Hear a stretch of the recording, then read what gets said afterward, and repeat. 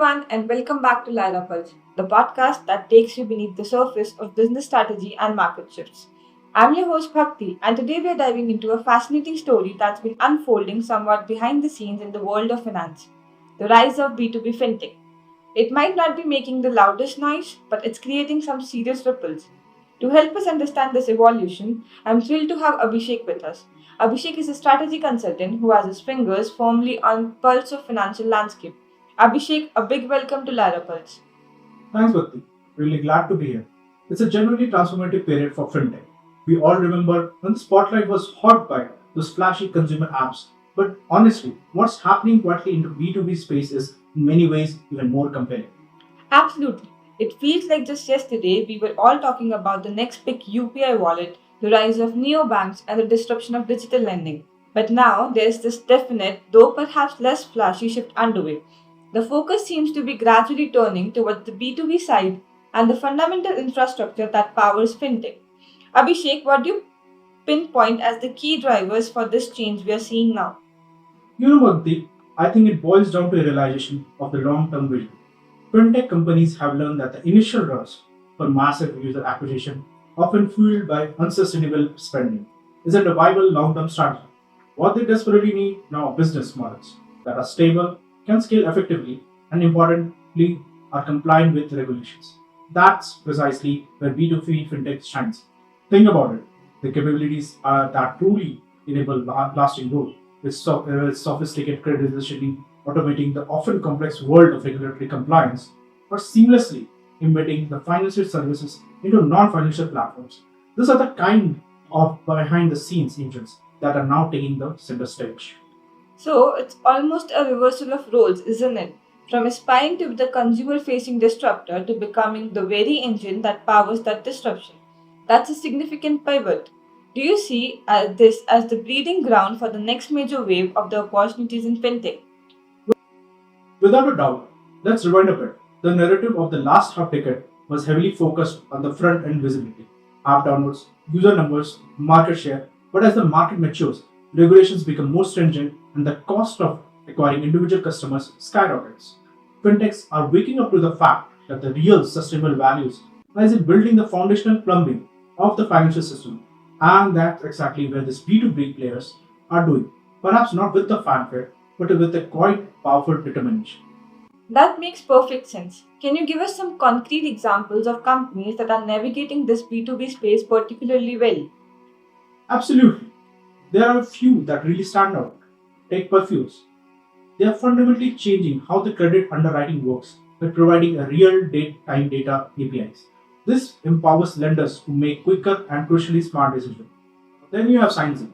In our ever evolving regulatory landscape, compliance is a massive headache for banks and NBFCs. Science uses AI to simplify and automate this complex process, which is a game changer.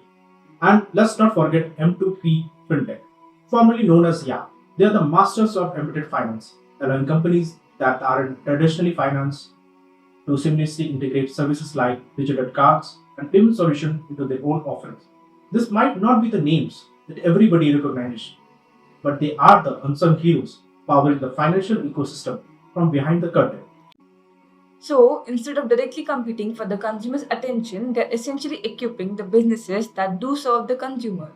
Is there a hidden strength in this relative invisibility? Precisely, Bhakti.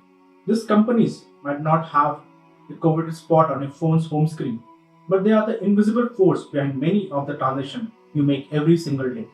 They are the infrastructure providers, offering crucial APIs, automating critical task assessments, enabling massive scalability, and in doing so, they are becoming truly indispensable components of the financial landscape. Let's narrow our focus to India for a moment. What specific factors in Indian market are creating such a fertile ground for this B2B fintech evolution? Well, Bhakti, there is an interesting confluence of factors at play in India. Firstly, the regulatory evolution.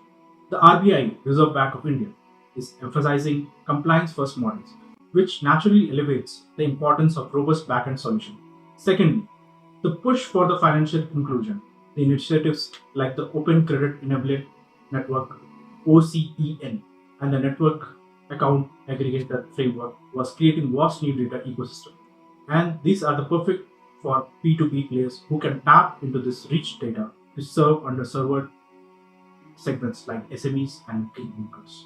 And lastly, the simple economics of cost. Directly acquiring consumers is notoriously expensive endeavor. Businesses, on the other hand, often offer more predictable recurring revenue streams and the potential for long-term strategic partnerships. So, in a way, regulation isn't a hindrance but almost a guiding framework. What about the investment landscape? Are investors starting to recognize the potential of this quieter side of fintech? Absolutely. There is a definite shift in investor sentiment towards valuing reliability and the fundamental strength over pure hype. Where we once saw massive valuations and high risk bets on consumer facing apps, investors are now increasingly drawn to these infrastructure players, the companies providing essential services that have demonstrated scalability and long term viability. The significant funding rounds for companies like M2P Fintech, Setu, and even Razorpay, with a strong B2B arm, are clear indicators of this trend. They are seen as the foundational to the entire ecosystem. That's a key insight for our listeners. So, for entrepreneurs who are looking at the fintech space, what kind of solutions should they be focusing on building? Here is my core advice thinking about building the picks and shovels of this new gold rush. Don't just get caught up in trying to recreate the next flashy digital wallet. Dig deeper, identify the real friction points and inefficiency within the financial operations. Can you build the tools that effectively solve those underlying challenges? Whether it's creating more sophisticated credit risk models, seamlessly embedding financial capabilities into retail or other platforms, or developing a plug and play compliance engine, the need is substantial and growing. And perhaps most important, focus on scaling. B2B fintech truly wins when it can scale with the broader ecosystem, not just based on individual user downloads. That's incredibly valuable advice, Abhishek. So, to bring it all together, while B2C fintech might still capture the headlines, it's the B2B space where the real enduring foundation of the future financial landscape is being built. It might be a quieter revolution, but it's undeniably a powerful one. Exactly, Bhakti. This isn't just a fleeting trend, it's a fundamental structure realignment of the fintech industry. And for those who are paying close attention, the opportunities are immense. Abhishek, thank you so much for sharing your expertise with us today. It's always insightful to get your perspective. Thanks, Bhakti. It was a great conversation. That brings us to the end of this episode of LyraPulse. If you find this discussion valuable, please consider sharing it with your network, a colleague, a founder, someone who's shaping the future of finance. Until our next deep dive, stay sharp and stay curious.